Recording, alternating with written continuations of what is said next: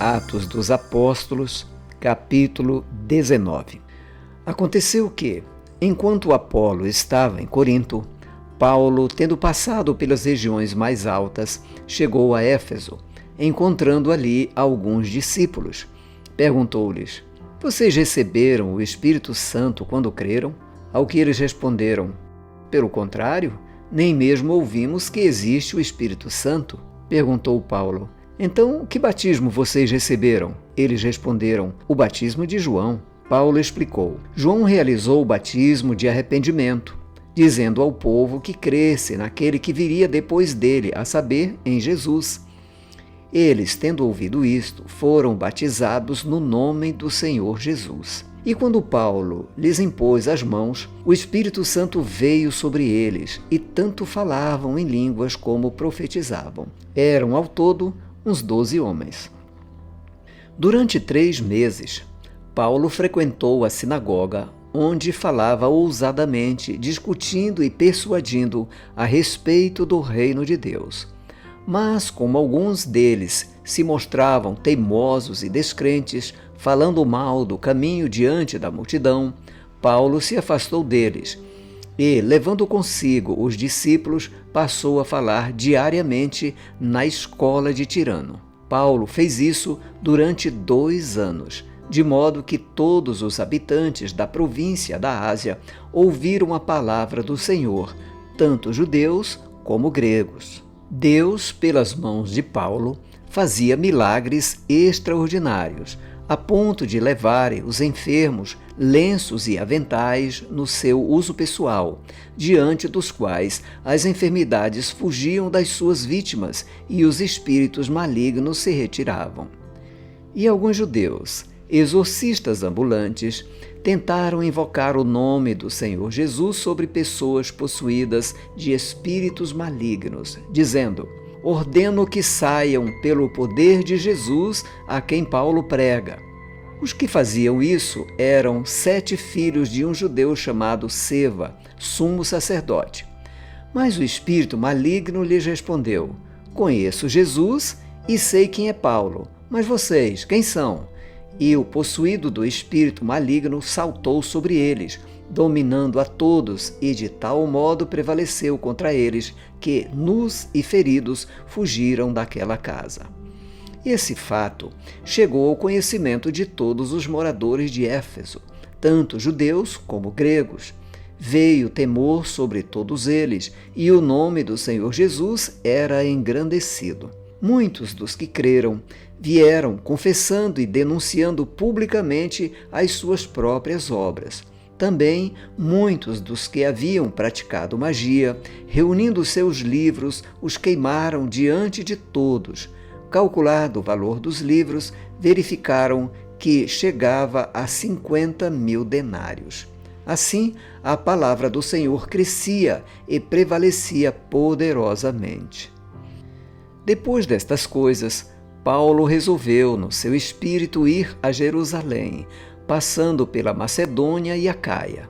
Ele dizia: "Depois de passar por Jerusalém, preciso ir também a Roma." Tendo enviado à Macedônia 2 daqueles que o ajudavam, a saber, Timóteo e Erasto, permaneceu algum tempo na província da Ásia. Por esse tempo, houve um grande tumulto em Éfeso por causa do caminho, pois um ourives chamado Demétrio, que fazia modelos de prata do templo de Diana e que dava muito lucro aos artífices, convocando-os juntamente com outros do mesmo ofício, disse-lhes: "Senhores, vocês sabem que a nossa propriedade vem deste ofício, e agora vocês estão vendo e ouvindo que não só em Éfeso, mas em quase toda a província da Ásia, este Paulo tem persuadido e desencaminhado muita gente, afirmando que os deuses feitos por mãos humanas não são deuses de verdade. Não somente há o perigo de que o nosso negócio caia em descrédito, como também de que o próprio templo da grande deusa Diana seja considerado sem valor, e que até venha a ser destruída a majestade daquela que toda a província da Ásia e o mundo adoram. Ouvindo isto, ficaram furiosos e começaram a gritar: Grande é a Diana dos Efésios! A confusão se espalhou pela cidade e todos juntos foram correndo para o teatro, arrastando consigo os macedônios Gaio e Aristarco, companheiros de Paulo. Quando Paulo quis apresentar-se ao povo, os discípulos não o permitiram. Também algumas autoridades da província, que eram amigos de Paulo, mandaram um recado, pedindo que ele não se arriscasse indo ao teatro. Uns, pois, gritavam de uma forma, outros de outra, porque a assembleia tinha virado uma confusão, e na sua maior parte nem sabiam por que motivo estavam reunidos. Então tiraram Alexandre do meio da multidão e os judeus o empurraram para a frente. Este, acenando com a mão, queria falar ao povo. Quando, porém, reconheceram que ele era judeu, todos, a uma voz, gritaram durante quase 2 horas: Grande é a Diana dos Efésios! O escrivão da cidade, tendo apaziguado o povo, disse: Senhores Efésios, quem não sabe que a cidade de Éfeso é a guardiã do templo da grande Diana e da imagem que caiu do céu? Ora, não podendo isto ser contestado, convém que vocês se mantenham calmos e não façam nada de forma precipitada, porque estes homens que vocês trouxeram para cá não profanaram o templo, nem blasfemam contra a nossa deusa. Portanto, se Demétrio e os artífices que o acompanham têm alguma queixa contra alguém, saibam que existem os tribunais e os procônsules que se acusem uns aos outros ali.